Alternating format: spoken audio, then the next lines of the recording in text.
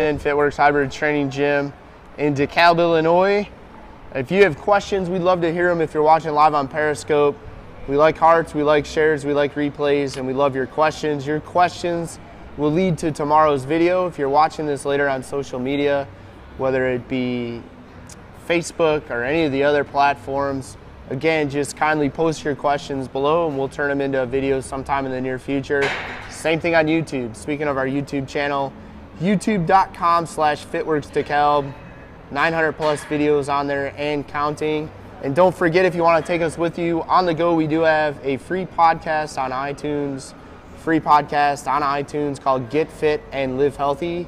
That's the title of one of our books. Check us out, take us with you. Again, we'd love to hear from you. A couple of things we got today. A question about protein and why do I get protein bloat, or why does it seem like my stomach gets bigger when I have a protein shake? Normally, the only time we see people make a comment like that or have an issue, they're using one of the really low grade. How do you know? How would a consumer know? When you go to the store, especially if you're buying the protein at a grocery store or a warehouse club, and it seems really cheap for 3 to 5 pounds in a container or a bag, it's probably a cheap protein, and you're probably going to experience some gastrointestinal distress, and with that, gas, cramps, bloating, etc. Many times changing to a quality protein powder makes that go away.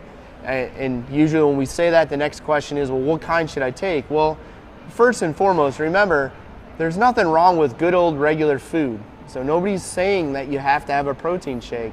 Chicken, eggs, beef, fish, turkey, they're all going to be great sources of protein. Are they going to be highly portable? No. Are you always going to want to have another chicken breast or a can of tuna fish? Maybe not, in which case go with the protein powder. But again, there's nothing wrong with going with good old regular protein.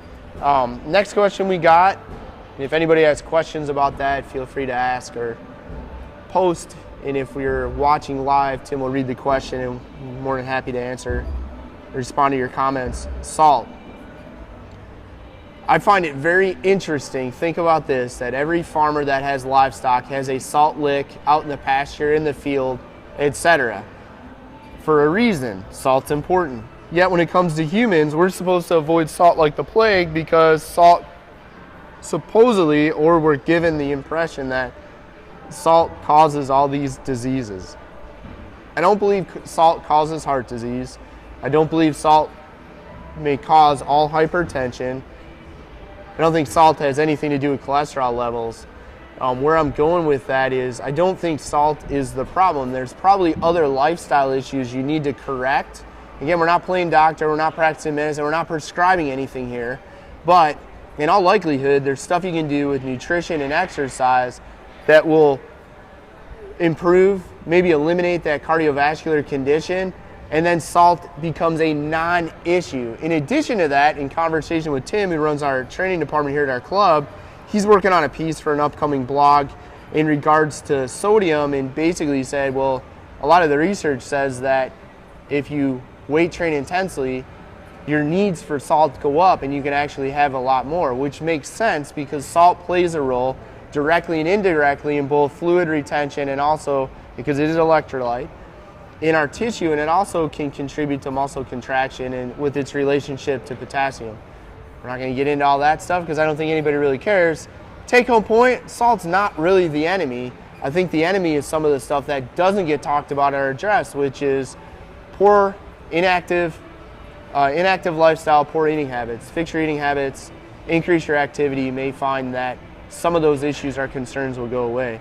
The next one is macros in studies. And I know there's some studies out there that say people can lose weight and it doesn't matter where, for example, carbs come from, whether it's Pop-Tarts or oatmeal, carbs are carbs. That may be true, and we can talk a little bit about that in a second further, but one of the things to keep in mind is if you're somebody that struggled with eating, and I'll use myself as an example. When I was overweight, and for those that don't know, I used to fit in those pants. When I was overweight, if I opened a package of cookies, or if a package of cookies was already open, And I'm using cookies because some knuckleheads out there say that you can eat Oreos and lose weight, you can eat chocolate chips and lose weight. But I'm using that example because people are marketing that as like, hey, lose weight eating Oreos. Well, maybe if you don't eat a lot of them. For me, when I was struggling trying to lose weight, if the package of cookies was open and a few cookies were gone, I was finishing that row in the cookies, or I was finishing that sleeve of Chips Ahoy. If 1 or 2 cookies were gone, I'd eat the rest. If 5 cookies were gone, I'd eat the rest. I wasn't only going to have 2 or 3 cookies. That was beyond my willpower. And we won't even get into blood sugar going up and down, food cravings, trigger foods or anything else. And that, for most people trying to lose weight. Now, the bodybuilding world, we're not talking about that, okay? We're talking about everyday people that want to lose pounds and inches and keep them off. For most of those folks, they're not going to be able to just have 2 or 3 cookies. They're going to eat the whole damn sleeve or the whole row just like I used to. In regards to studies, a lot of times, and without talking specific studies and specific study setup, it's really hard to do an actual study on food, diet, or whatever, because a lot of people aren't going to be totally honest. Tim, we have someone at the counter. Yep. For a lot of the studies on food, it's going to be really hard for individuals, to be totally honest. Did they or did they not have this particular food? Did they only have this set amount of food? Did they do extra exercise when there weren't supposed to be any exercise in the actual study? Things of that nature. It's really hard to control that. So yes, the studies are great, but a lot of times you have to look at 2 things. 1, 3 things. 1, who paid for the study? 2, is it real world applicable?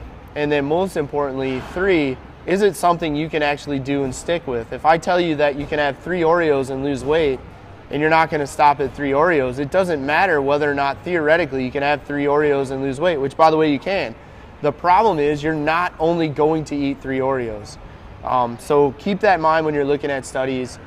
Ask who funded the study, ask if it's real world applicable, and ask whether or not it's something that you can do day in and day out and that you can actually do long term.